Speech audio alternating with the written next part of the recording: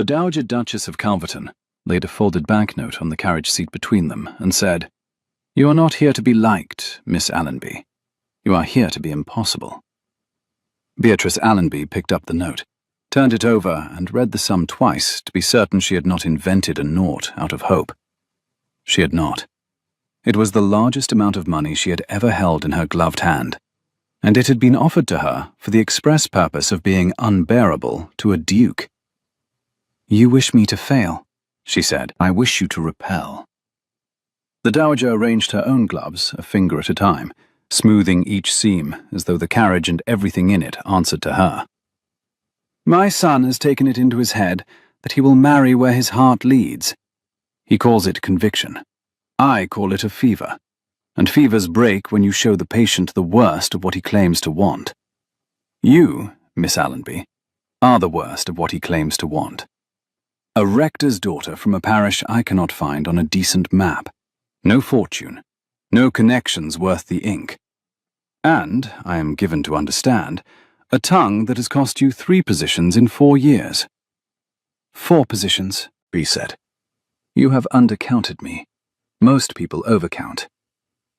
Something moved at the corner of the Dowager's mouth, and was suppressed before it could become anything. You will come to Calverton as a candidate for his hand. You will be charming in all the wrong ways. You will be clever where cleverness is unwelcome, and honest where honesty is fatal. And when my son has looked at you for a fortnight and recoiled from the future you represent, he will be cured, and you will leave richer than your father has been in his life. Are we agreed?" The horses leaned into the hill. The wheels found every rut in the rough road, and the cold leather of the seat jolted hard against B's spine. Spring light came green and unsteady through the carriage window, dust turning gold in the slant of it, and over the smell of the Dowager's scent, something dry and expensive like cold silver. B thought about her father's study, where the rain had begun to come through the ceiling above the desk, and where he sat reading Greek to the leak, as though it were a parishioner who might be persuaded. She thought about the sum in her hand. She thought, too, about the thing the Dowager had said, and the thing the Dowager had not said, which were not the same thing, and which a less careful listener would have heard as one. "We are agreed," B said, and folded the note away. "On the terms you have spoken. Not, I think, on the terms you mean." The Dowager's gaze sharpened. "And what do you imagine I mean?" "I haven't decided yet," said B. "When I do, you'll be the second to know."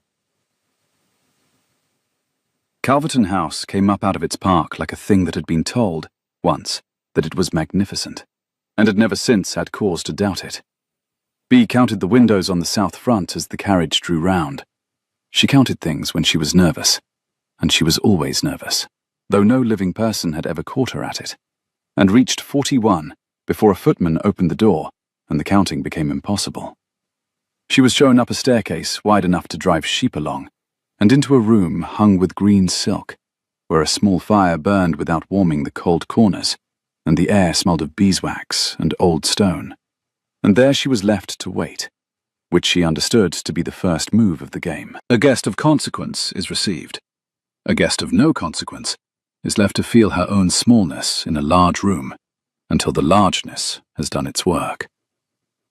B sat in the smallest chair she could find, on the principle that one ought to choose one's own diminishment before it is chosen for one, and waited. She did not wait long. There were voices in the corridor, a man's, low and amused, and a servant's, careful. And then the door opened, and the Duke of Calverton came in, still half-turned to finish a sentence to someone behind him, so that the first thing B ever saw of him was the line of his shoulder under a dark coat, and the ease with which he filled the doorway without seeming to try, and the laugh he was giving away to a footman, as though laughter cost him nothing, and he had a great deal of it to spare. Then he turned, and saw her, and the laugh arrived a half-second before he had decided whether to keep it. He was, she registered, with the flat, private honesty she reserved for things she would never say aloud, absurdly well made. Broad through the shoulder, dark-haired, with a mouth built for exactly the easy charm he was even now assembling on it, the way another man might straighten his cravat before a glass. He was perhaps 28. He had the look of a man for whom rooms rearranged themselves, for whom servants found chairs and women found reasons, and who had not, in some years, met a single thing he could not move with a smile. "Miss Allenby," he said, and the smile finished itself, and it was a very good smile. And Bee watched him spend it on her with the interest of a woman watching a man pour an excellent wine onto the floor. "My mother tells me you have come a great distance." "Your mother tells you a great many things, I imagine," Bee said. "Are they usually true?" The smile held. He was practiced. The smile would hold through a great deal. But something behind it took a small step back and looked at her with more attention than the words had earned. "Almost never," he said. "It is one of her chief charms." "Then we have that in common," said Bee. "I am also almost never true, when truth is inconvenient. The difference is that I know which times those are." She watched the Duke decide she was flirting, because that was the category his world had given him for a clever woman in a green room who had come a great distance to be looked at. She watched him reach for the line that would make her blush, or laugh, or both. She could see it coming the way one sees a footman cross a room with a tray. And she watched it not arrive, because she had already turned to the window and said, in a tone of mild scientific interest, "You have a damp patch on your ceiling, in the far corner, the same as my father's. I find it strangely comforting that a duke and a country rector should be undone by the identical defect. It suggests the rain does not read Debrett's." There was a silence of a particular quality. Bee had heard that quality before, in the instant after she had said the unsayable thing, the small, ringing pause in which a room decided whether to be offended. She had spent 4 positions learning to read it. This one did not resolve into offense. It resolved, after a moment, into a sound she had not expected. The Duke, behind her, laughing. Not the laugh he had brought into the room and tried to give away, but a shorter, more surprised one, lower in the chest. The kind a man gives when something has got past his guard before he could post it. "The rain does not read Debrett's," he repeated. "No, I don't believe it does." He came to stand a respectful distance from her at the window and looked up at the damp patch with her, as though it were a painting they were considering buying. "My steward assures me it is being attended to. My steward has assured me of this for 2 years." "Then either your steward is a liar, or your roof is a philosopher," said Bee. "I should want to know which, in your place. They require different remedies." "And in your place?" "In my place," said Bee, "one puts a bucket under it and reads Greek to the drip. My father's method. It has not mended the roof, but it has greatly improved his Greek."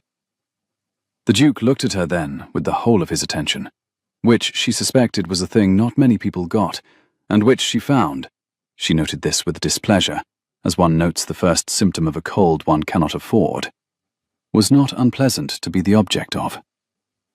"Miss Allenby," he said, "you are not at all what I was promised." "No," said Bee pleasantly. "I shouldn't think I am. Your mother has a very particular sense of humor. You have my sympathy." She had 3 days to study him before the household had decided what she was, and she used them. She had not lied to the dowager in the carriage. She did not yet know what the woman truly meant, only that she meant more than she said, and Bee's whole life had been the business of hearing the more underneath the said. Her father heard sermons in birdsong, and her mother had heard, before she went, the future in a creditor's cough. Bee had inherited from both of them an ear that would not switch off, and a tongue that reported, too often and too soon, what the ear had caught. It had cost her, as advertised, 4 positions. It had also kept her, through years that ought to have broken a sensible woman, from the worst error of the poor and clever, which is to believe the people above you are wiser than you, because they are warmer. The Duke was not wiser than she was. She established this on the first morning, watching him with the household from a window seat in the long library, where she had been left to amuse herself among books no one had opened since the last Duke's time. He was, however, something she had not catalogued before, and Bee did love a thing she had not catalogued. He was lonely. It took her until the second day to be sure of it, because he hid it the way a rich man hides a debt. Not by paying it, but by spending loudly enough that no one thinks to ask. He rose before the house and rode out alone, and came back with the wind still cold in his coat and mud on his boots, and the look of a man returning from the only honest conversation he would have all day, which had been with a horse. He charmed his servants and his guests, and the vicar and the magistrate, and the tenants' wives, and each of them went away warmed, and he went away, each time, a little further into himself, like a fire that heats the whole cold room, and is burned down to grey ash doing it. He could make anyone in Calverton smile. Bee watched him do it a dozen times, and she watched, too, the moment after each smile, the half-second before he assembled the next one, in which his face was simply tired, and then was not, because someone new had come into the room who needed warming.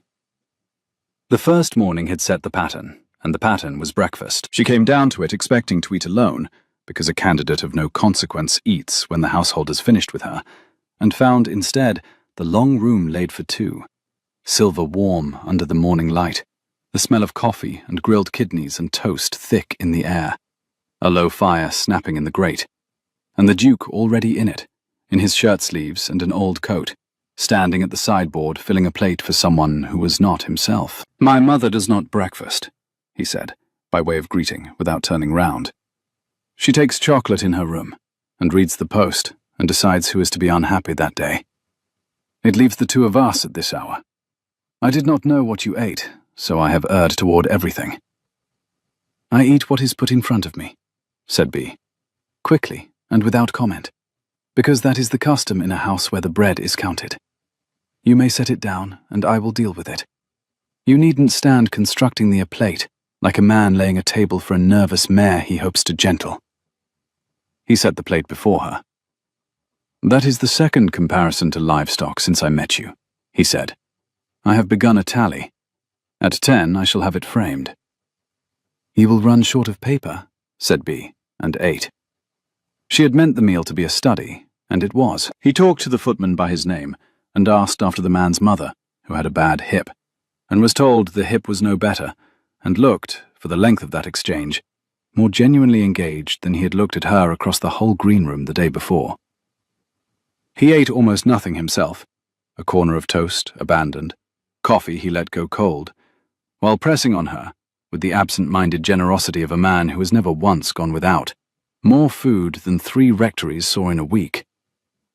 He asked her 3 questions about her journey, and listened to the answer of none of them, because in the gap after each, he was already assembling the next pleasant thing, the way a juggler keeps a hand free for the ball that has not yet come down. "You are not attending," Bee observed on the 3rd question. "You have asked me whether the roads were tolerable, and I have told you that we lost a wheel outside Marlborough, and were set upon by a flock of geese with strong opinions, and you have said, 'I am very glad to hear it.' I invented the geese to find out whether you were listening. You were not. It is all right. Most people aren't. I only mention it so that you stop wasting good questions on a woman who counts them." The Duke set down his cup and looked at her with the first, wholly unguarded face she had got out of him, caught, faintly appalled, and, underneath, something that might have been relief.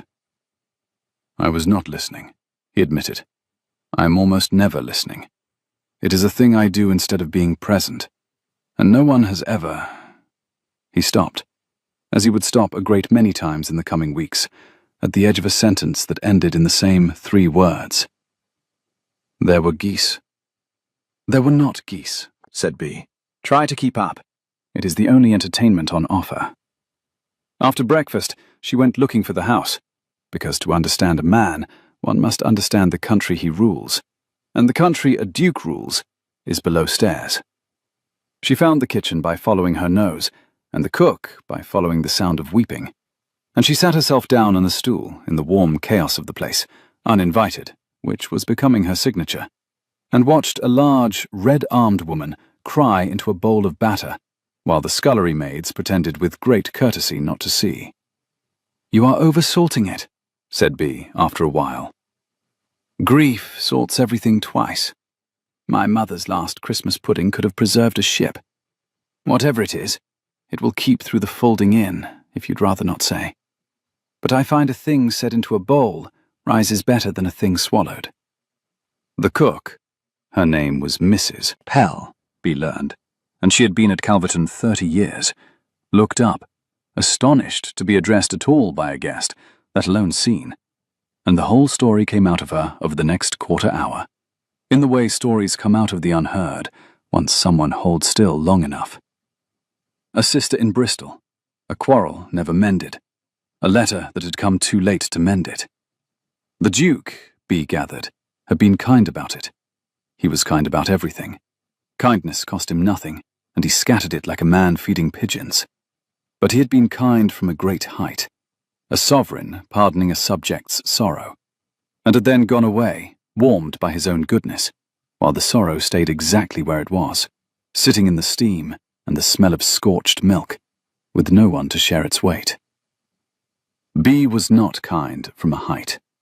She did not have a height. She sat on the stool and ate a bad piece of the salted cake and called it bad, and asked 3 sharp questions about the sister in Bristol, and by the end of it, Mrs. Pell was laughing, wetly and against her will, and the batter was rescued, and Bee understood the whole architecture of the house, that it was warmed from the top and seen from nowhere, and that she had been hired, all unknowing, to be the first person in it who looked up from below.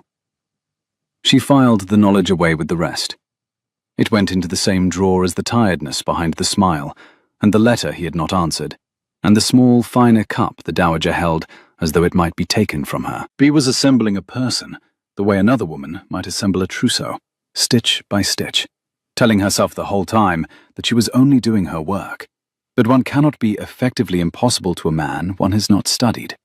But the studying was strategy, and not the slow, helpless inventory of a heart, cataloguing the thing it has begun, against every instinct of self-preservation, to want. On the 3rd evening, she came down to dinner deliberately early, which a clever candidate for a duke's hand would not do, and found him alone in the library, with a glass he had not touched, and a letter he had not answered. And she saw him before he saw her, and she saw the tiredness sitting on him in the firelight, with its boots off and its feet up, entirely at home. The fire cracked low in the grate. The rest of the room had gone dark around the one warm island of it, and his face, unguarded, looked carved out of the soft gold light and the cold shadow beyond. Then he heard her, and turned, and reached for the smile. "Don't," said Bee. He stopped. "I beg your pardon." "You were about to be charming." She came into the room and sat down across from him, uninvited, which was its own small scandal, and which she committed on purpose, because she had been hired to be impossible, and because she wanted, for reasons she declined to examine, to see what he was when the charm was not there to stand in front of him. "You needn't, on my account. I am not a tenant's wife. You will not improve my opinion of you by warming me, and you will tire yourself, and then you'll be cross at dinner, and your mother will blame me, which—" She considered. "She will do regardless, so perhaps it makes no difference. But still, don't. It's exhausting to watch." For a long moment the Duke of Calverton looked at her, and the smile did not come, and his face stayed as she had caught it. Tired, real, 28 and very far from anyone. And Bee felt the strange, small lurch of having reached through a window and touched, by accident, a thing she had only meant to observe. "No one," he said at last, slowly, "has ever told me to stop before." "No," said Bee. "I don't suppose they have. It would be like telling the sun to stop. Most people are too busy being warm to point out that the sun looks shattered by tea time." She picked up the letter he had not answered, read the direction, raised an eyebrow, and put it down again. "Your aunt. She wants money, and she has spelled your name wrong to get it. I'd leave that one for the drip if I were you." And the Duke laughed. The second laugh, the real one, low and caught out. And Bee understood, with the specific clarity of a woman watching a trap she has set for someone else, close, gently, on her own foot, that she was in a very great deal of trouble. The trouble did not announce itself. It worked the way real trouble always did, in increments small enough to deny. She told herself she was doing her work. The Dowager wished her son repelled. B was being repellent with a thoroughness the Dowager could not have imagined. She corrected the Duke at dinner before his guests. She declined to be impressed by the things he was accustomed to being admired for, the horses, the house, the famous easy address, and was instead impressed, loudly and at the wrong moments, by things no one was meant to notice. That the undergardener's boy had a good eye for grafting, that the cook had wept into the soup on Thursday, and that someone ought to ask her why. She made the Duke's guests uncomfortable. She made the Dowager's eyebrow climb. By every term of her commission, she was a triumph of unsuitability, and the Duke ought, by the Dowager's reckoning, to have been recoiling toward the nearest acceptable heiress by the end of the first week. He was not recoiling. He was, with an alarming and increasing single-mindedness, seeking her out. "You have made a strategic error," she informed the Dowager, in the green room on a wet Tuesday. "I'm to repel him. He does not repel. He approaches. I cannot work like this." The Dowager set down her cup with the precision of a woman who has never once in her life put a thing down carelessly. It was a small cup, Bea noticed, old, and finer than the rest of the set, a survivor from a service that no longer matched itself, and the Dowager held it as though it required holding, which a cup did not. "Then approach him harder," she said. "Be worse." "I cannot be worse," said Bea. "I'm at the edge of my abilities. I have told him his cellar is overrated, and his sermon-giving cousin is a bore, and that his mother, present company, engineered the seating at Friday's dinner to humiliate a baronet's wife who slighted her in 1809. He thanked me for the last one. He said it was the most interesting thing anyone had said at his table in a year. Your Grace, I am being paid to be a poison, and your son has developed a taste for it." For a moment, and it was the first time Bea had seen it, though it would not be the last, the Dowager's composure showed a hairline crack, and through it Bea saw not anger, but something that startled her far more because it had the shape of fear. "He cannot," the Dowager said, very low. "He cannot be allowed to. You do not know." She stopped. She picked the small cup up again, though she had only just set it down, and held it, and the holding steadied her, and the crack closed.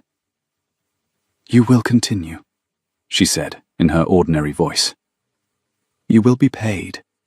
That is the whole of our arrangement, and the whole of your concern." "It is not the whole of my concern," said Bea. "But it is the whole of yours, evidently. So I'll go and be a poison." She rose. At the door she stopped, because the thing her ear had caught would not let her leave without saying it, though every instinct of self-preservation she possessed was telling her to keep her mouth shut and her position safe. "Your Grace, the cup. You hold it like it's the last warm thing in the house. Whose was it?" The Dowager went perfectly still. "I told you," said Bea, more gently than she had said anything since arriving, "that when I worked out what you meant, you'd be the second to know. I haven't worked it out. But I've worked out that you mean it about yourself, somehow, and not only about him. That's all. Good morning."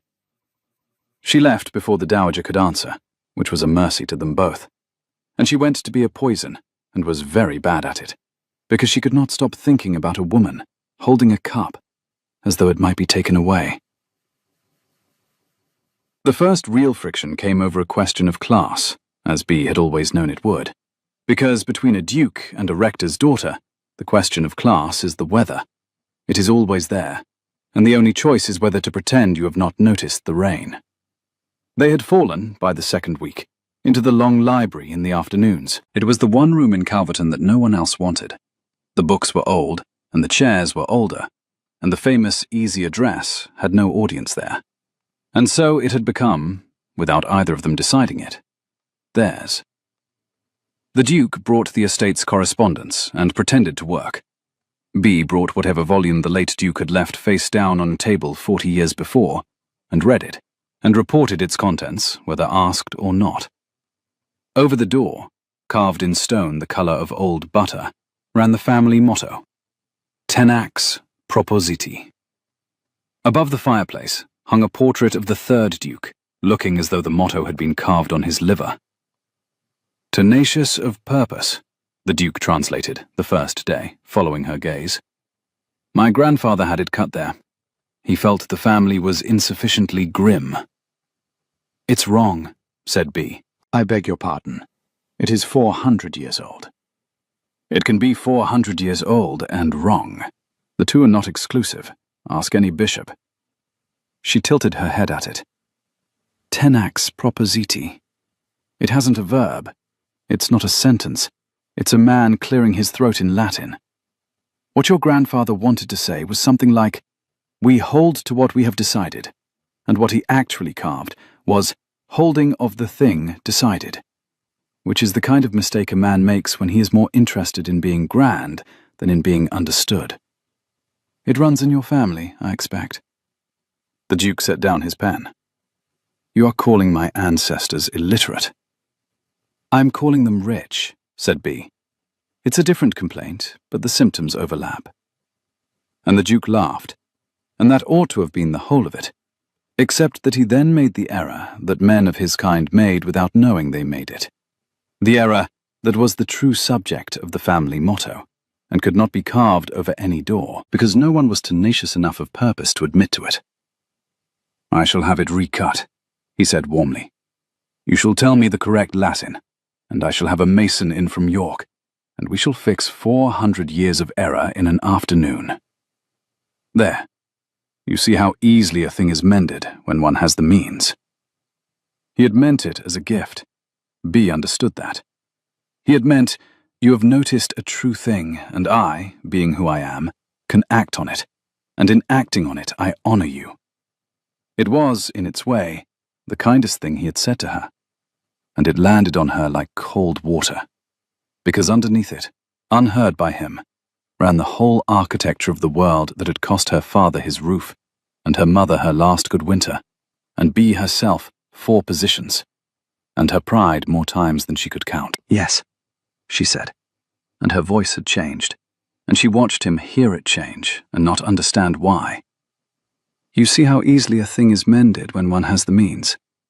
That is precisely the thing I have spent my life seeing. My father has been seeing the same thing for 30 years, from underneath. There is a great deal of error in the world, Your Grace, that has gone 400 years uncut, because the people who noticed it had no mason in York and no afternoon to spare, being occupied in the business of not starving. You think you are offering to mend the motto. You are offering to demonstrate very kindly the exact distance between us. I thank you not to. I find the view from down here clear enough without your help. She had gone too far. She always went too far. It was the engine of her and the wreck of her both. She braced for the cooling, the small ducal withdrawal, the moment when warmth becomes condescension's twin, and a clever poor woman is reminded of her place by a man who is too well bred to do it in words. It did not come. The Duke sat very still, and the easy address was nowhere on him, and what was on him instead was the thing she had caught him at by the fire. The realness, the attention, turned now entirely on what she had said, and turning it over, and finding, she could see, that it weighed more than he had expected when he picked it up. No, he said slowly. You're right. I was offering you the distance and calling it a gift. I do that. I've always done that. And no one has ever. He stopped and looked at her, and there was something almost like vertigo in his face. The look of a man who has been walking a corridor all his life and discovered a window in a wall he had thought was solid. What ought I to have said? You ought to have said, B told him, that I was right, and left it there, and let me keep the small satisfaction of being right without buying it from me with a mason. That's all anyone wants, Your Grace, who has nothing. To be right, occasionally, and to be allowed to keep it. He was quiet for a moment. Then, Beatrice, he said. Her name, for the first time, without the Miss, which was its own kind of trespass, and which she let stand, which was hers. You are the most uncomfortable thing that has ever happened to me. I find I cannot do without it. That, said B, picking her book back up so that he could not see her face, is a great pity for us both. Care, in that house, did not announce itself either. It came the way the spring came outside the long windows, without permission, in small, irreversible increments, until one looked up and the whole world had turned green while one was arguing about Latin. Each afternoon, the fire was lit a little earlier, the rain soft on the glass, the smell of wood smoke and old leather bindings warm in the long room. And Bea learned the place by its sounds, the way she had learned the rectory. The particular creak of the third floorboard, the whisper of pages, the thud of a heavy folio set down. She did not notice the first time he had her favorite chair moved nearer the fire, because she felt the cold. She only noticed, a week in, that the chair was always nearer the fire now, and that no one had asked her, and that this was either the most high-handed thing a man had ever done to her, or the most attentive, and that she could not, for the life of her, decide which was itself a kind of answer she declined to read. She did not notice the books appearing, the ones she had mentioned wanting, the Greek her father loved, a botanical folio with plates of plants she had named correctly when the Duke had named them wrongly. Each one arriving on the library table face up, where the late Dukes had lain face down, as though the room were slowly being turned over to the light. She noticed, eventually, all of it at once, the way one notices one has been warm for some time, only when a door opens and lets in the cold. And she noticed that she had begun to feed him, which alarmed her more than any of it. It was a small thing, and it became a ritual without either of them naming it. He worked too long and ate too little, and warmed the whole house, and forgot to be warmed himself. And so Bea, who had grown up in a household where love was a thing you could not afford to say, and so said instead with the last of the bread, began to put a plate at his elbow in the afternoons. A warm wedge of the weeping cook's excellent seed cake, sweet and dense, and still smelling of the oven. An apple cut the way her father liked it. A cup of tea made strong, because she had observed that he drank it weak out of some misplaced ducal restraint, and was happier strong. She did it without comment. He ate it without comment. It was the most honest conversation either of them had, and it happened entirely in seed cake. "You are managing me," he said one afternoon, looking at the plate. "I am feeding you," said Bea. "It is what I do with creatures who are too foolish to feed themselves. We have a goat at home with the identical complaint." "I am being compared to a goat." "Favorably," said Bea. "The goat is also charming and overconfident, and eats things that are bad for it. The comparison is meant kindly. You should be flattered. I am very fond of the goat." And the Duke, who had, by Bea's count, been being charming at the world for some 28 years, and had perhaps 4 times in that span been simply, accidentally seen, looked at the plate, and looked at her, and said, with a dryness she had not known was in him, a wit she had been waiting for without admitting she was waiting, "Does the goat know how fortunate it is? Or does it, too, take its cake without thanks, and compare you unfavorably to a more attentive shepherd?" It was the first joke he had ever made that was his own, and not the house's. Not the easy charm, but something drier and stranger, and entirely Gabriel. A thing that had been underneath the warmth all along, waiting for a person who would not be warmed to come and pull it out. And Bea was so surprised by it, by the small, private competence of it, that she laughed before she could stop herself. A real laugh, undefended. And she saw him watch her do it the way a man watches the first fire he has ever successfully lit. Catch and hold. "There," he said softly. "I have made you laugh. I've been trying for a fortnight. I begin to understand why the world tries so hard to make me do it. It is a great deal of work, and worth every minute."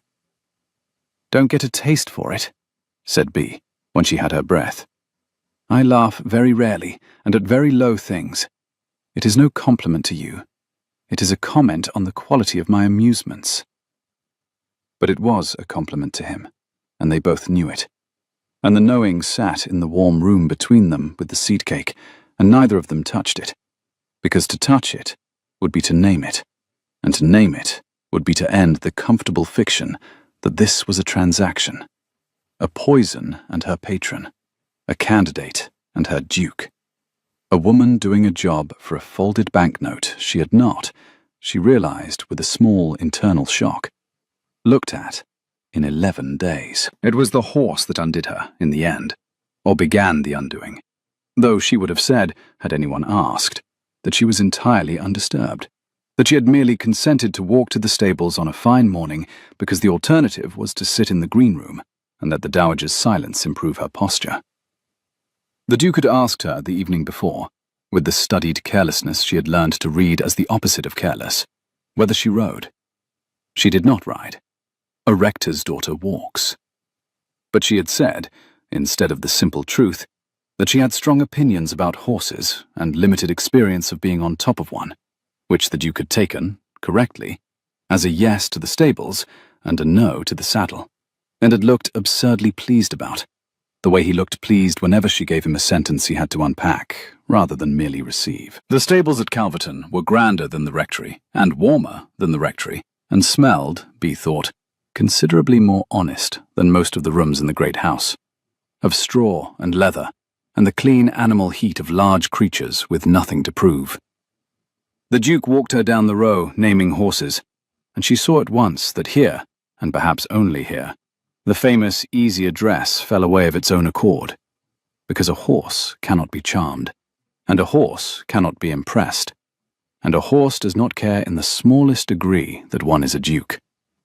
He was, among his horses, simply a man who was good with them, and the goodness was real and unwitnessed, and therefore, Bee understood this with the small, sinking feeling that had become her constant companion, the truest thing she had yet seen of him. "And what?" asked the cold clerk in the back of her mind, the one who kept the accounts no one else would keep.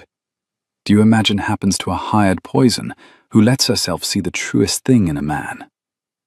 There was a banknote upstairs, with her name attached to the opposite of this. There was a dowager downstairs, with a plan that did not include a rector's daughter standing in a warm stable, feeling her own defenses come quietly down in the straw. She heard the question. She had heard it for days. She declined, once again, to answer it, and that refusal, she would see it later, far too late, was the first brick she pulled out of her own wall. "This is Hector," he said, stopping at the last box, where a great grey hunter put its head over the door and lipped at his coat with the proprietary insolence of an old friend. "He is 17 and bad-tempered, and has thrown me into more ditches than I can decently count, and I would not sell him for the dukedom. We understand each other. He thinks I am a fool, and I think he is right, and on that foundation we have built a long and contented partnership." "At last," said Bee, "a relationship in your life founded on honest contempt. I had begun to despair of you." She let the grey lip at her own glove, fearlessly, because she had been raised among animals and had no city nervousness to overcome. "He has a kind eye under the temper. They generally do, the difficult ones. It is the easy ones I never trust. A creature that likes everybody has told you nothing when it likes you." "You are describing me again," said the Duke. "I am describing the goat," said Bee. "But the application is general, and you may take from it what fits." He laughed. The real one. By now she could tell them apart in the dark. The brought-in laugh and the caught-out one. And she had grown, against her will, to angle for the second, the way a fisherman angles for the better water. He reached past her to gentle the grey, and his arm came near hers, and neither of them moved away from it. And the not moving sat between them in the straw-warm dark, louder than anything either had said. And Bee looked very hard at Hector's kind eye, and thought about the wheel they had lost outside Marlborough, and the exact number of days she had not looked at the banknote, and said, because the engine of her would not idle, "You bring all your women to the stables, I expect. It is very clever. A horse makes any man look gentle, and a gentle man is 3/4 of the way to a settlement. I commend the strategy. I only object to being its object. The Duke was quiet for a moment, his hand on the Grey's nose. Then he said, without any charm at all, which was how she knew it cost him, I have never brought anyone to the stables. My mother thinks them dirty. My guests think them an obligation, and admire the horses the way they admire the pictures, which is to say loudly and without looking. You were the first person who has stood in this row and said a true thing about a horse to me. He turned.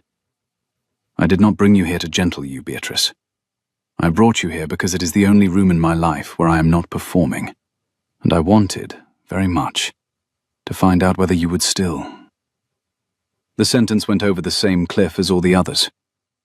Whether you would still be you in it. You are.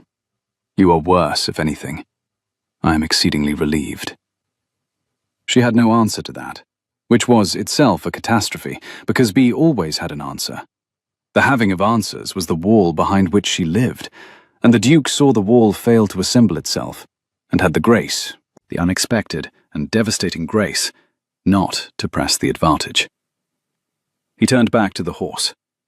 He let her have the silence to repair herself in, which was the kindest thing anyone had done for her since her mother, and crueler than any unkindness, because a woman can defend herself against a man who pushes, and has no defense at all against one who simply, quietly, makes room. They walked back through the park the long way, because neither of them suggested the short, and the spring was coming on absurdly all around them, blackthorn frothing white in the hedges, and the first lambs being ridiculous in the lower meadow. And the Duke told her about the estate as they walked, not the way he told his guests, the rehearsed magnificence, but the real account. The wet field that would not drain, and the cottages whose roofs were as bad as her father's, and the tenant whose son he was quietly paying to school because the boy had a head for figures and no money to feed it. He had not meant to tell her the last one. She heard him not mean to, heard the small surprised pause after it, the same pause she had heard after the geese. You hide your good deeds, she said, as carefully as another man hides his bad ones. Why? It is the one extravagance you decline to be admired for, and it is the only one worth admiring. Because if it is known, it becomes a thing I am doing to be known for it, he said. And then it is no longer for the boy, it is for me. I have a great deal that is for me, Beatrice. I should like one or two things that are not. He glanced at her, sidelong, almost shy, an expression she would not have believed that confident mouth could hold. I have never said that to anyone. I notice I keep saying that to you. It is becoming monotonous. You must find it tiresome, being the first to hear everything. I find it, said Bee, and stopped, because the true answer was terrifying, and the false answer would not come. I find it the only interesting thing that has ever happened to me, which I shall deny under oath, so do not look so pleased. And the Duke laughed, and did look pleased, insufferably, the whole way back to the house, and Bee walked beside him with the lilac not yet out, and the lambs being foolish, and her own heart being more foolish still. And somewhere in the 11th or 12th day of a transaction, she understood that the transaction was over, had been over for some time, and that she was now simply a woman walking through a green spring beside a man she had been paid to repel, and had instead, catastrophically, come to need.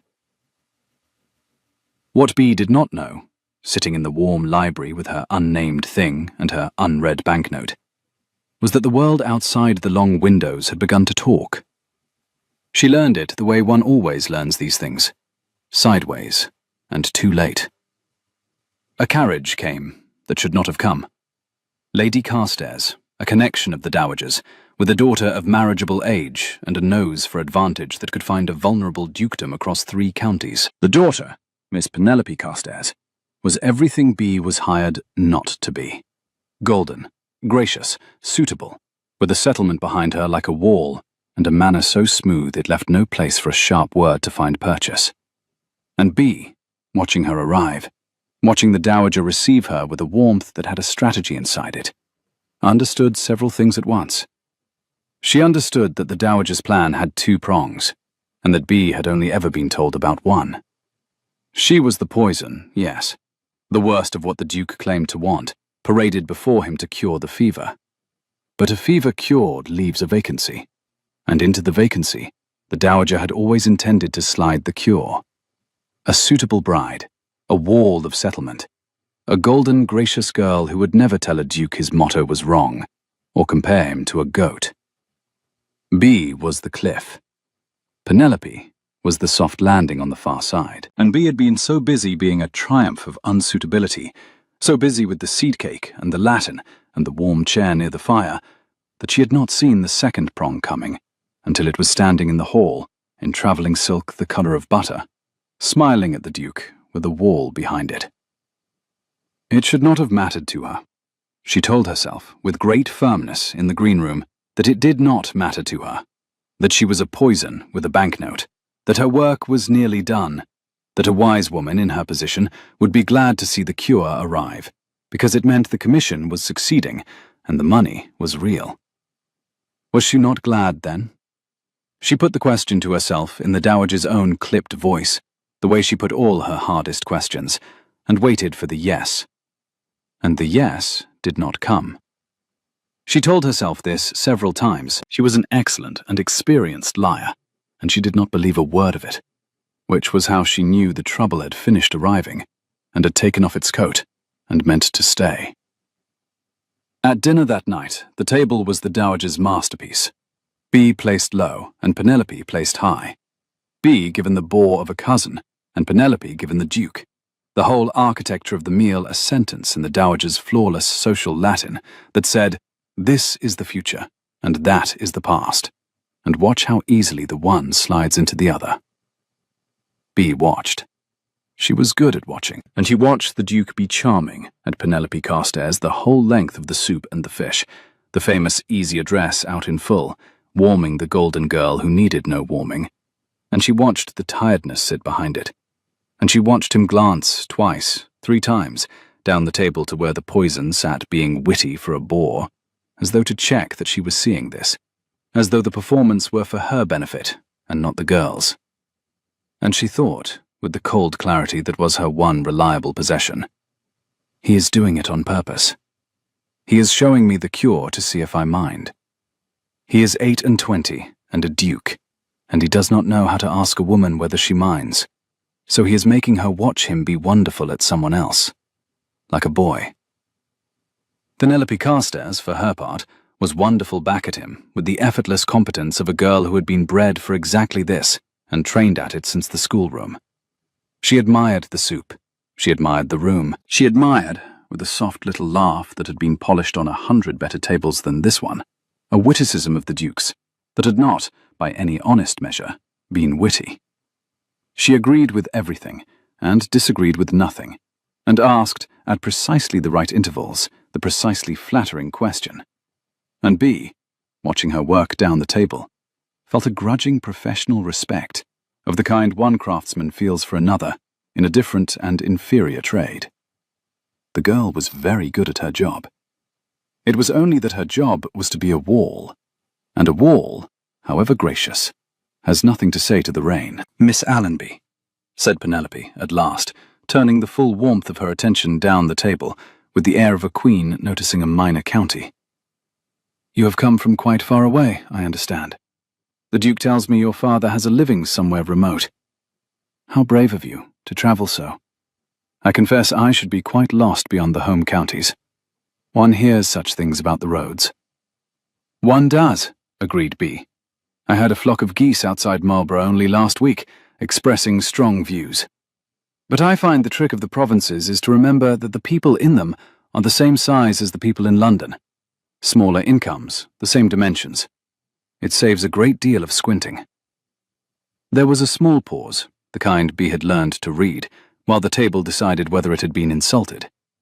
Penelope, who was not clever enough to be certain, but well trained enough to be wary, produced her polished little laugh, and applied it to the difficulty until the difficulty went away. The bore of a cousin beside B, a Mr. Fanshawe, who had spent the soup explaining the principles of drainage to a woman who had grown up watching her father's study flood, leaned in and said, with the confidence of a man who has never once been interesting, "Miss Allenby is droll. I've noticed it. She is quite the wit." He said it the way another man might note that a dog could do a trick. "I am not droll, Mr. Fanshawe," said B pleasantly. "Drollery is the art of being amusing on purpose. I am merely truthful at inconvenient moments, which produces a similar sound and a wholly different effect. You will know the difference by morning, when you find you cannot remember whether you liked me." Up the table, the Duke laughed. The real one, helpless, before he could decide whether to keep it. And B heard it land in the careful machinery of the dinner like a dropped spanner. She saw the Dowager's eyes come to rest on her, cold and exact. She saw Penelope's smile hold by main force, and she saw the Duke realize, a half-second too late, what his own laugh had announced to a table full of people who counted such things for a living. That the witticisms he had been spending on the golden girl with the wall were courtesies, and the laugh he had just given the rector's daughter with the empty purse was something he could not help, and that the whole county would have the difference catalogued by the time the cloth was drawn. He tried to mend it. He turned back to Penelope, and was charming, more charming, charming with the desperate fluency of a man papering over a crack he has only just noticed. And B watched him do it, and watched the tiredness pool behind it, and watched him glance down the table at her once more, helplessly, as though to ask her what he should do, as though she, of all the women in the room, were the one he wanted on his side of a thing she was being paid to lose. She minded. She minded so much that it frightened her. And being frightened, B did the thing she always did when she was frightened, which was the thing that had cost her 4 positions. She opened her mouth. "Miss Carstairs," she said, into a lull, in her clearest, carrying voice. "You mustn't let the Duke charm you. He can't help it. It's a nervous condition, but it means nothing. He charms the magistrate and the vicar and the goat with precisely the same address. The only sure sign of his regard is if he stops. If he is ever simply tired in your presence and lets you see it and does not reach for a single pretty thing to say, then you may have him. Until then you have only the Duke. Everyone has the Duke. The man is harder to come by." The table went silent. It was, B knew even as the last word left her, an unforgivable thing to have said. It was too true, and too much, and said in front of too many people, and it had named, in front of his mother and his guests, and the golden girl with the wall, the exact private thing that had been growing in the warm library, had thrown it on the table, where everyone could see it, out of fear, out of a jealousy she had no right to and could not master. She had meant to wound Penelope. She had instead exposed herself, completely, in one sentence, the way she always did, and she sat in the wreck of it and waited for the cost. The Duke had gone very still, and then, slowly, while the table held its breath, he set down his fork, and he looked down the length of the table at Beatrice Allenby, and he did the thing she had described. He stopped. The charm went out of his face like a tide going out, and underneath it was the tiredness, and underneath the tiredness was something else she had not seen before and could not name. And he let her see all of it, the whole undefended length of it, in front of his mother and his guests and the golden girl. And he said, very quietly, so that the whole silent table had to lean to hear it, "Then I suppose you have me, Miss Allenby. I appear to have stopped some time ago. I had been wondering when you would notice." The Dowager did not summon her that night. The Dowager waited 2 days, which B understood to be a punishment in itself. 2 days in which the household reorganized itself around a new and unmistakable fact, in which Penelope Carstairs's carriage was quietly ordered for the end of the week, in which the Duke sought B out in the library and found her, each time, gone, because she had taken to hiding, among the cold copper pans and the sharp green smell of the still room, under the blossom in the orchard with the wet grass soaking her hem, and once, ignominiously, crouched among the cool smooth linen and the lavender dry dark of a press, in flat animal panic at what she had done, and what it meant, and what it would cost. On the third morning, the Dowager found her in the long library at an hour when she should have been safe, and B, turning from the window, saw the older woman's face and braced for the blow. It did not come the way she expected. The Dowager came into the room slowly, and she was holding the small cup, the survivor, the finest one, and she crossed to the fire and stood looking up at the wrong Latin over the door. And for a moment, she did not seem to be a duchess at all, but only a woman in a large, cold room, holding the last warm thing in the house. "My father," said the Dowager, to the motto, not to be, "kept a shop in Norwich. He sold cloth, good cloth. He had an eye and a tongue that could sell frost to a Finn, and he raised a daughter with both, and dressed her above her station, and pushed her at every assembly in 3 counties until a viscount's son with debts and bad eyesight mistook her for a gentlewoman and married her before anyone could correct him. I was 19.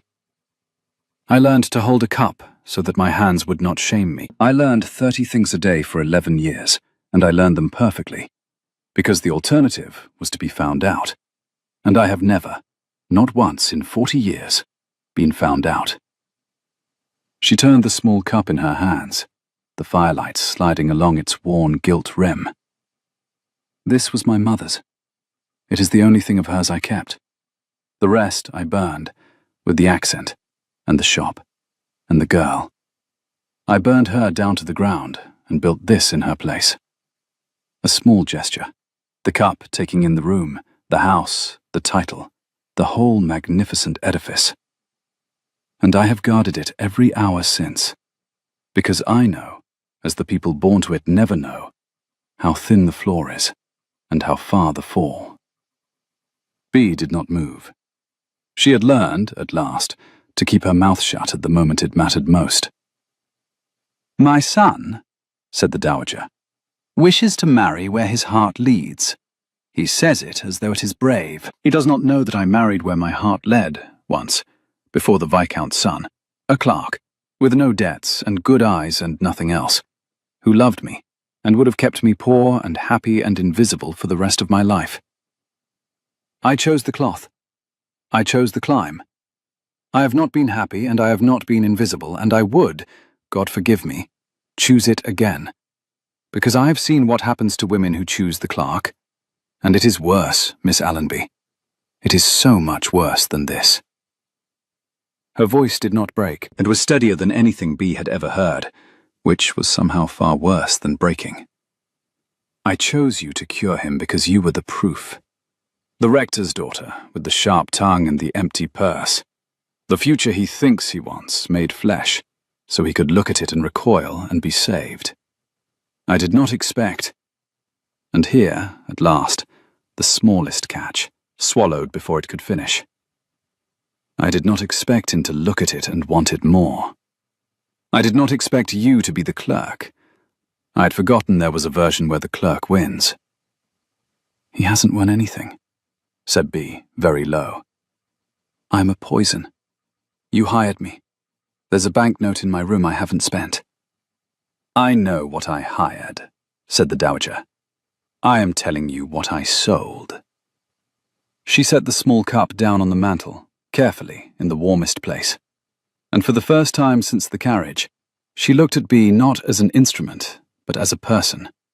As, B understood with a jolt, a younger and more dangerous version of herself, the road she had not taken, walking about her house in a darned dress and being right about the Latin. "Take the money," the Dowager said.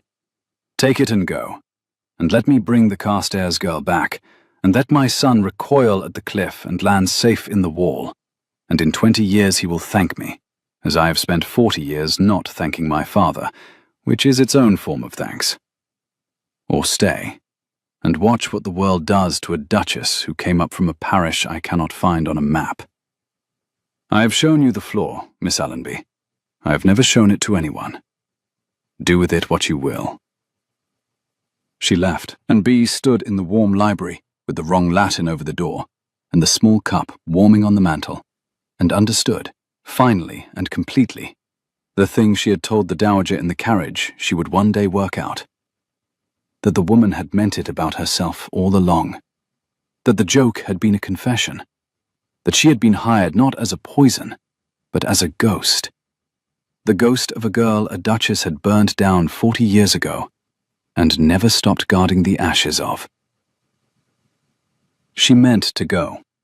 She was a sensible woman, fundamentally, underneath the tongue, and the sensible thing was painted in front of her in letters a foot high. Take the money, mend the roof, save her father's last winters, and leave the Duke to the wall and the warmth and the cure his mother had bought him for his own good. She had been hired to leave.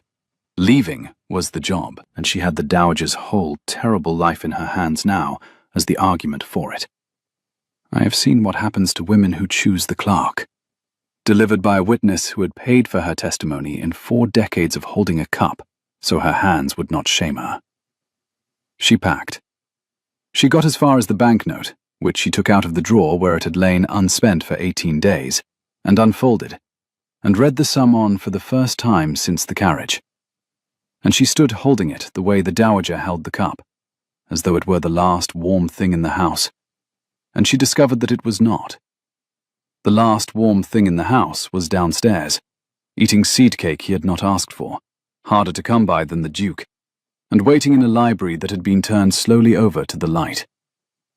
The Duke found her on the 3rd step of the terrace, where she had gone with her packed bag, and then failed, comprehensively, to keep walking. The spring evening was coming down green and gold over the park, the stone of the terrace step cold and rough under her, and the lilacs by the terrace had opened, while she had been arguing about Latin, and the smell of them was everywhere, sweet and heavy on the cool air, uninvited, like everything else that mattered.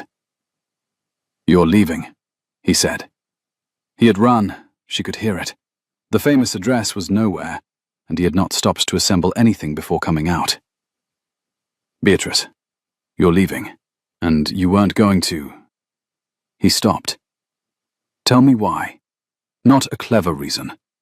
I have had a great many clever reasons in my life, and I find I cannot eat them. Tell me the true one." And B, who had spent her life saying the true thing too soon and too much, found that the one time it might save her, she could barely get it out at all. "Because your mother is right," she said. "Not about the joke. About the floor. I know how thin it is, Gabriel. I have lived my whole life on it. If I stay, if you do the mad thing your eyes have been doing for a fortnight, I will be a duchess from a parish you cannot find on a map, and the world will never once let me forget it. And there will be mornings you look at me across a table full of people like the Carstairs and wonder just for a half-second whether your mother was right after all. And I would rather leave now, while it is still only seed cake and Latin, than stay and watch you wonder." The Duke was quiet. The lilacs poured their ridiculous sweetness over the whole impossible conversation, and then he sat down beside her on the 3rd step of the terrace, a duke in his evening coat on cold stone, and he did not reach for her hand, and he did not reach for a clever thing to say, and he was simply, entirely tired, and let her see it, which was the only language she had ever told him she trusted. "I have wondered a great many things in my life," he said. "I have wondered whether anyone has ever liked me or only liked the Duke. I have wondered whether I have a single thought that is mine and not the house's. I sat in that library for 2 years, with a roof that wept, and a steward who lied, and a charm I could not switch off. And I wondered, every evening at exactly the hour you found me, whether this was all there was going to be, the warming, and the being consumed by it, and no one, ever, not once, telling me to stop." He turned and looked at her. "And then a rector's daughter walked into a green room and told me my ceiling was the same as her father's, and the rain did not read Debrett's, and to stop, for God's sake, because it was exhausting to watch. And I have not wondered, Beatrice, from that hour to this, whether your mother was right. The one thing I have never once wondered is that." They had 2 days of it. He would think of them afterward, at the inn, as the 2 days, the only stretch of her life she had ever spent inside happiness, rather than watching it through a window in someone else's house. And she had been so busy being inside it that she had failed, for once in her vigilant life, to keep one eye on the door. They did not announce anything. There was nothing yet to announce. The Duke had said the word on the terrace, without quite saying the other words, and B had not said anything at all, and they had simply got up off the cold stone and gone in to dinner, and the whole house had felt the change in the weather, the way a barometer feels it, without a single barometer being told. The Dowager said nothing. Penelope's carriage had been ordered. The library, in those 2 days, became something it had not been before. Not a refuge they pretended was a workroom, but a room 2 people sat in together and admitted they were glad to. Once, in the middle of it, a board creaked in the corridor, and B's head came up like a hare's, her whole body gone still and listening. And there was nothing, only a maid with coals, and she made herself unclench, and could not have said, if asked, what she had braced for. Something was coming. She knew the way she always knew, in the skin and the back of the neck, before the ear could name it. She told herself it was nothing. She was wrong, and a part of her, the part that never switched off, knew she was wrong, and she ignored it, because she was warm. He read to her. This astonished her more than anything that had come before, because she had never in her life been read to by anyone who was not trying to teach her something. Her father read Greek at the Leek and Latin at the parish, and had read to B only to correct her accent. The Duke read badly, with a Duke's confidence and a schoolboy's grasp of the subjunctive, his voice warm and unhurried in the firelit room, the rain ticking soft against the long windows, and a candle guttering low at his elbow. And B corrected him mercilessly, and he kept losing his place because he was watching her face instead of the page. And it was the happiest hour she had passed since her mother went. "You are a terrible reader," she told him. "You perform every comma. You read as though the words were guests you were determined to charm." "I read as though someone were listening," he said, for the first time. "It makes a man nervous. You will have to be patient with me. I have charmed audiences my whole life, and never once read to a single person who would notice if I got it wrong. You notice everything. It is unbearable. Do it again." And she did, leaning over to set his finger on the right line, close enough to catch the warmth of him and the faint horse and cedar smell that was simply Gabriel. And he turned his head, and for a moment the page was forgotten entirely, and the small distance between them held its breath. And then B, because she was a coward in exactly one thing and brave in all the rest, took refuge in the engine that never failed her and said, "Subjunctive, Your Grace. The mood of things that have not happened yet but might." And the Duke laughed, low and rueful, and said, "I am painfully aware of the mood, Beatrice," and went back to the page, and let her have the door she had run to, again, the way he always did. On the second evening, he had a plate of seed cake brought to the library without her asking, and set it at her elbow, mirror to the ritual she had built around him. And B looked at it, and felt her eyes sting in a way she despised and could not govern. "You are managing me," she said, which was what he had said weeks before over the first plate. "I am feeding you," said the Duke, with enormous satisfaction, having clearly been saving the line for a fortnight. It is what one does with creatures too foolish to feed themselves. "I'm told there is a goat of your acquaintance with the identical complaint. I have hopes of meeting it. I have hopes," he added, more quietly, no charm anywhere in it, "of a great many things I have not let myself have hopes of before, and it is entirely your fault. And I find I do not want it mended." She should have heard the door then. She had spent her whole life hearing doors. But she was inside the happiness, eating seed cake a Duke had ordered for her, being read bad Latin in a warm room turned over to the light, and for 2 days, the vigilant ear that had cost her 4 positions and saved her from 100 griefs, simply, blessedly, switched itself off. And that, she would think later, was the one true luxury she had ever permitted herself, and it cost her more than the banknote was worth. The dark came as the dark always comes. Not in the quiet of the terrace, but 2 days later, in the worst possible room, in front of the worst possible witnesses, with the truth arriving like a guest no one had invited, and everyone had been expecting. Lady Carstairs had not gone quietly. A balked matchmaker is the most dangerous creature in any county, and she had spent her 2 days of grace doing what such women do, which was to ask questions in the right ears. And the right ears had answers, because the dowager's masterpiece of a household was staffed by people who had carried trays for 40 years and missed nothing. And one of them, for a coin, had carried the answer out. By the end of the week, it was known. It was known at the assembly, the great spring assembly at the county seat, where the Duke had brought Bee on his arm in defiance of every sensible thing, known and whispered and passed hand to hand behind the fans, that the rector's daughter on the Duke of Calverton's arm was no candidate and no connection, but a hired thing, a poison the dowager herself had brought in to disgust her son out of love, a joke, a paid joke, a nobody bought by the week to be impossible. And now look, only look. The joke has caught the Duke.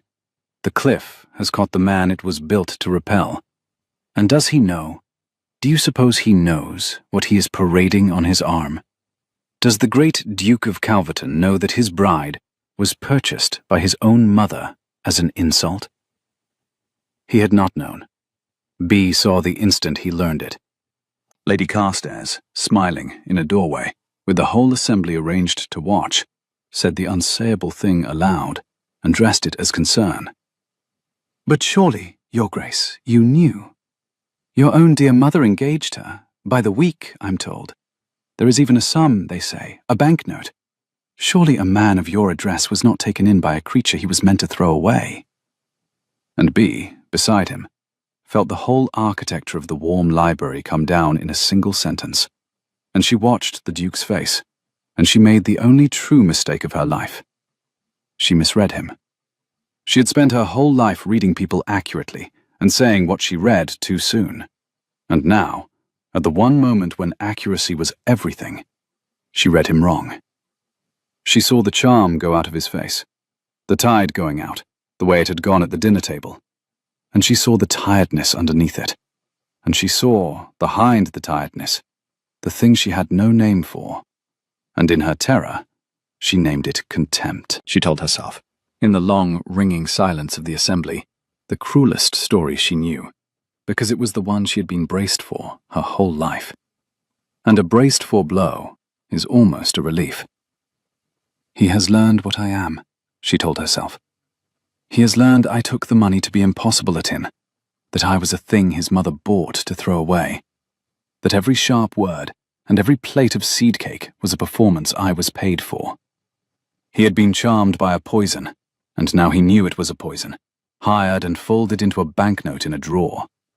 And a man does not love the joke once he has been told it is a joke. He had only ever wanted the version of her he had made up in a warm library. The real one came with a price written on it in his mother's hand, and now he knew the price, and the wanting was already curdling into the recoil his mother had paid so much to produce. She did not stay to be discarded. She had her pride. It was nearly all she had ever had, and she would not stand in a doorway full of fans and watch a duke decide she was a joke.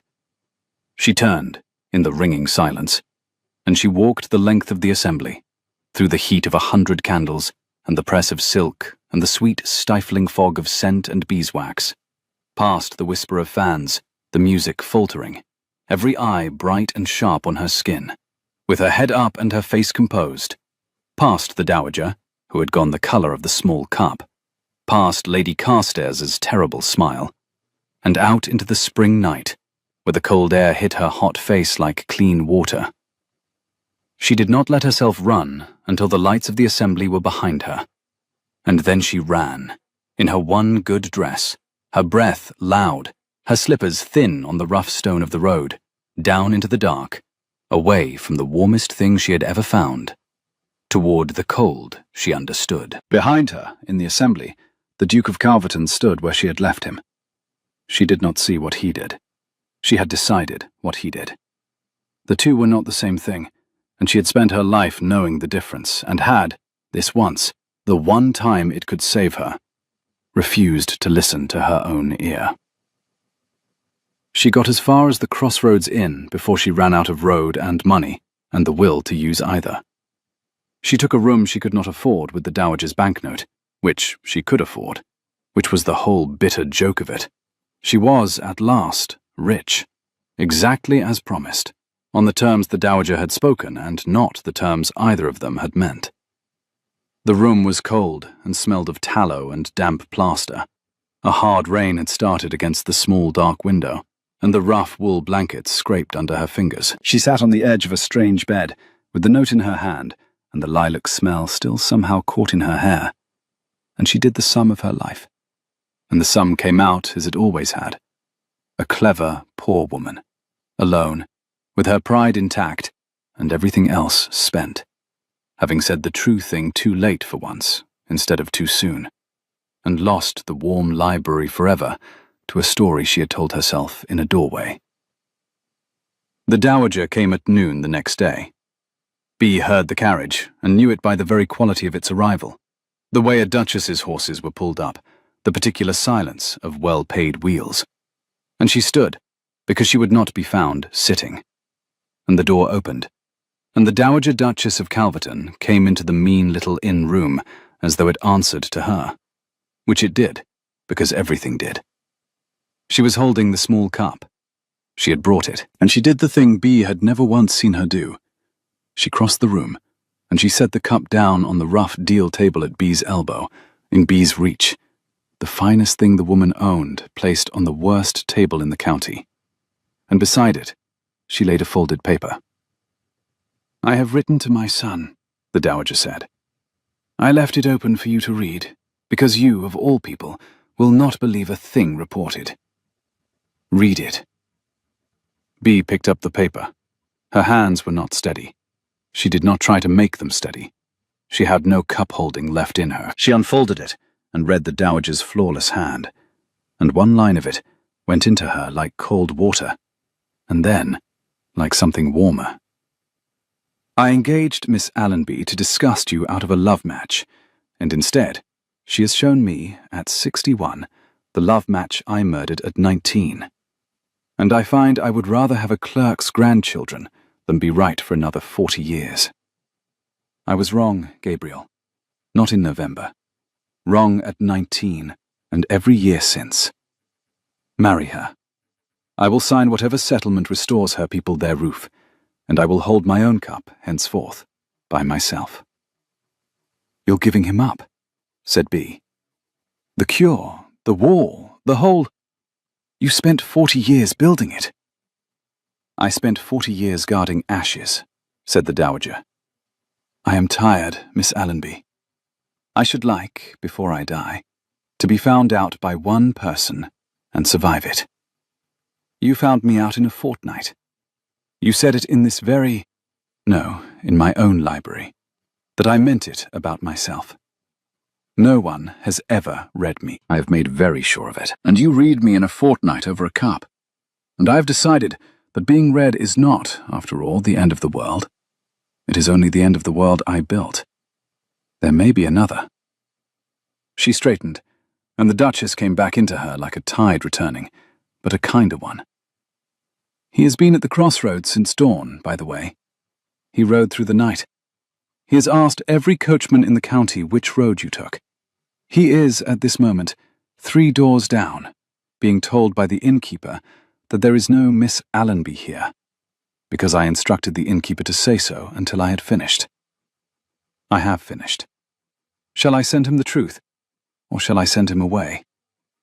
I have spent my life sending the truth away. I find I have lost the taste for it. But it is your road, Miss Allenby. I have only ever borrowed it."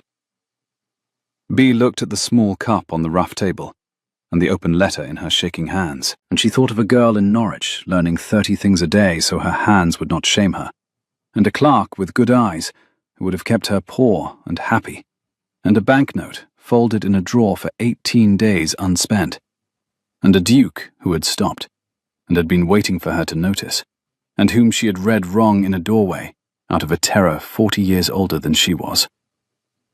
"Send him the truth," said B. "I find I've lost the taste for the other thing as well. It seems to run in the women your son chooses." And then, because she could not help it, because the engine of her would not switch off even now, "And take your cup back, your grace. I won't have it. A woman ought to drink out of her own." The dowager picked up the small cup. At the door she paused and looked back, and for the first and only time in their acquaintance, she smiled. Not the social Latin, not the masterpiece, but something rusty and real, and 19 years old. "My son was right about one thing," she said. "You are the most uncomfortable thing that has ever happened to this family. I find I cannot do without it either." And she went out, and a moment later there were boots in the corridor, running, not assembled, not charming, simply running. And the door came open without a knock, and the Duke of Calverton stood in it, filling the frame the way he had filled the first doorway she ever saw him in, except that there was no smile anywhere on him, and no charm, and no warmth held out to anyone. Only the whole tired, undefended length of him. Coat soaked dark with rain, hair wet, breath still ragged from the road.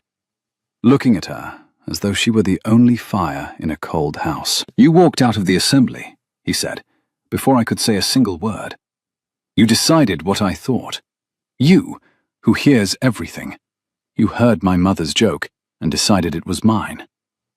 You read me wrong, Beatrice. The one time. You read everyone in England right, and you read me wrong. And you ran down a dark road in your good dress, because you were so certain I would discard you, that you saved me the trouble of not." "Yes," said B. Her voice was not steady. She let it not be steady. "I did exactly that.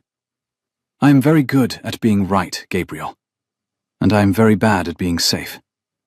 And when the two collided, I chose the one I had practiced. I have read people accurately my whole life, so that none of them could surprise me into hoping.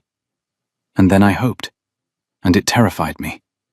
And I read you wrong on purpose, because a discarded poison is a story I know how to live in, and a loved one is not."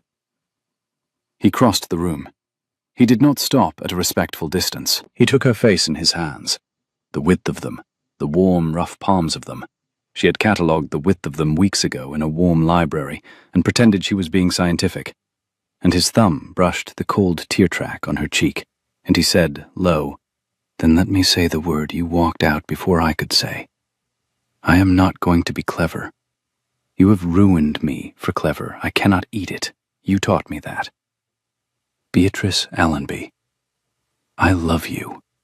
Not the poison my mother bought, and not the candidate she paraded, and not any version I made up in a library. You, the one who told me to stop, the one who feeds the goat, the one who is right and lets no one buy it from her with a mason. I have stopped, and I have been stopped since the first afternoon, and I should like to spend the rest of my life being told, daily, exactly what is wrong with me, by the only person who has ever bothered to find out what is right." He drew a breath. "Marry me. Not anyway, not despite. Marry me because there has never, in 28 years, been anyone else in the room." And B, who had spent her whole life saying the true thing too soon, said it, at last, exactly on time. "Yes," she said. "On my terms, mind.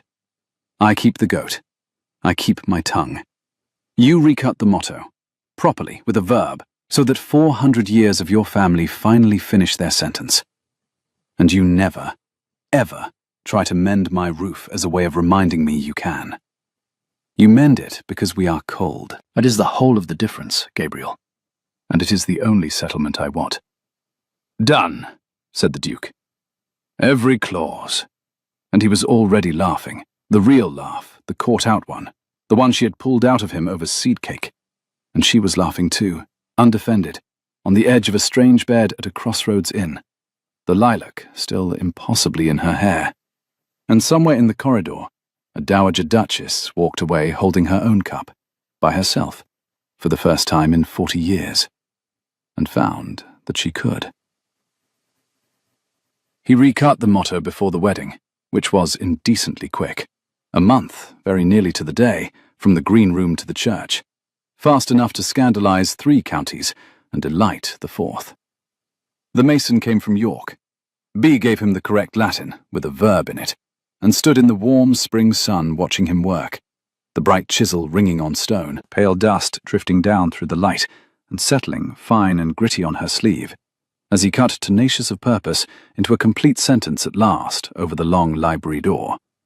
And beside her, the Duke watched her watch it, which was, she had learned, his favourite occupation, and one she had stopped pretending to mind. "It's still a grim thing to carve over a door," she observed. 400 years of your family announcing they will hold to what they have decided. It wants softening. It wants a second line. "Propose one," said the Duke. "You have ruined every other thing in this house. Ruin the motto." B considered the wrong Latin made right, and the warm library behind it where the books lay face up to the light now, and the small cup that had come back to live on the mantel after all, because the dowager had sent it as a wedding gift, with a note that said, "Only a woman ought to drink out of her own, and you are my own now, God help us both." And she thought of all the things a family might carve over its door, if it were braver than grand. "Hold to what you have decided," she said slowly. "But for God's sake, decide it kindly. That's the second line. It won't fit. It hasn't a Latin, and it hasn't the dignity. Leave it. Some things are truer for not being cut in stone." She turned. The lilacs had opened again, a year's worth in a fortnight, the way they did, sweet and uninvited, over the whole impossible life she had nearly run away from, down a dark road. "Gabriel, there is seed cake in the library, and you have not eaten since 6, and you are about to be charming at the mason out of sheer nervous habit. Come and be fed. The goat sends his regards, and a complaint about the grafting, which we shall discuss at length, because I find I have a great deal to say, and the rest of my life in which to say it. And you, fortunately, have nowhere I will let you go." The Duke looked at her in the spring light, and he did not reach for a single pretty thing to say, and that, she had taught him, was how she knew. He took her hand instead, the warm one, pressing it between his cold fingers, the one that had stopped shaking somewhere on the road back from the crossroads, and he kissed the ink-stained knuckles of it, his lips warm against her skin, the way a man kisses a thing he means to keep. And they went in together, out of the green-gold evening, to the warm library, and the seed cake, and the small cup on the mantel, and behind them, over the door, the finished sentence held. "Without sugar," he said at the door, "if you're pouring." "I know how you take it," said B. "I have always known. It is the first thing I learned about you, and the last I'll forget." And she poured it strong, the way he was happier, and would never have asked for, and set it at his elbow, and sat down in the chair that had been moved near the fire for her, a lifetime ago, by a man who could not yet say why. And the lilacs came in at the window, and the rain, somewhere far off and no longer their concern, did not read Debrett's, and never would.